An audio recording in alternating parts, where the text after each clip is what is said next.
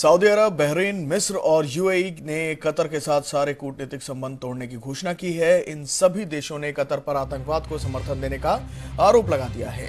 आतंकवाद को बढ़ावा देने के अलावा बहरीन ने कतर पर अपने आंतरिक मामलों में दखलंदाजी करने का भी आरोप लगाया।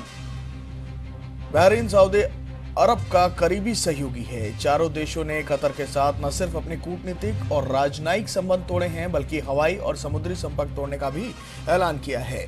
बहरीन ने कतर में रह रहे अपने सभी नागरिकों को लौट आने के लिए 14 दिन का समय दिया है। सऊदी अरब ने सभी मित्र राष्ट्रों और कंपनियों से भी अपील की है कि वो कतर के साथ सभी तरह के संपर्क तोड़ें। शीतल शर्मा मेरे साथ जुड़ गई हैं, विदेशी मामलों की जानकार हैं। शीतल जी, जिस तरह से ये संबंध तोड़ने की बात आई है और इतना कड़ा कदम उठा लिया गया है, क्या कारण लगता है इसका? आतंकवाद के अलावा बहुत सारी ऐसे इनपुट्स भी मिले होंगे।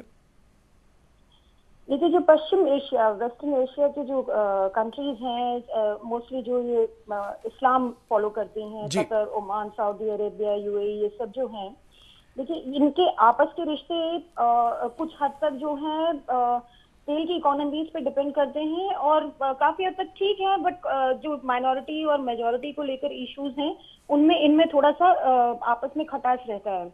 जो दूसरी बात आतंकवाद को लेकर हुई है उसमें ये है कि हमें ये समझना होगा कि ये इस्लामिक कंट्रीज भी जो हैं ये भी धीरे धीरे आतंकवाद की गिरफ्त में आती जा रही हैं। जी। इनमें एक डिवीजन है जो कुछ लिबरल आउटलुक वाली इस्लामिक कंट्रीज हैं और वो है जो कि ऑर्थोडॉक्स और कट्टर आउटलुक इस्लामिक कंट्रीज हैं।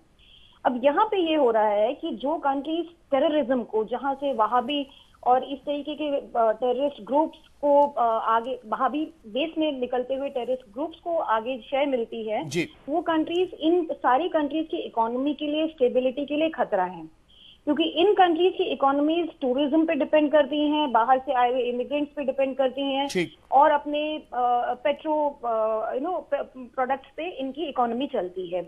अब अगर यहाँ पे किसी भी तरह की अस्थिरता पैदा होती है तो ये अपने को सस्टेन करना मुश्किल में पाएंगी। तभी कंट्रीज जो हैं वो एक बहुत क्लियर कट स्टैंड ले रही है। आपने देखा अभी ईरान ने भी पाकिस्तान पे अटैक किया है और वहाँ के टेररिस्ट ऑर्गेनाइजेशंस को खत्म करने के लिए काफी हद तक बीड़ा उठाया है। तो इन ये है कि कौन सी कंट्रीज लिबरल आउटलुक की हैं जो कि टेररिज्म को, किसी भी तरीके के एक्सट्रीमिज्म को बढ़ावा नहीं देंगी, और कौन सी कंट्रीज ऐसी हैं जो इन टेररिस्ट ग्रुप्स को आगे शय दे रही हैं और उनको बढ़ा रही हैं। तो उनमें एक क्लियर कट क्लीवेज लाइन उभरने वाली है इन फ्यूचर। शुक्रिया शीतल शर्मा। ओमान और मस्कट में शुक्रिया शीतल शर्मा इस महत्वपूर्ण जानकारी के लिए। तो बहरीन में अब आंतरिक मामलों में भी दखलंदाजी कतर की बढ़ रही थी। हवाई और समुद्र संपर्क टूटेगा और सबसे जरूरी और अहम बात यह कि 14 दिन का वक्त दिया है इन देशों ने अपने नागरिकों को जो कतर में हैं वो लौट आएं, क्योंकि इसके बाद सभी तरह के संपर्क टूट जाएंगे।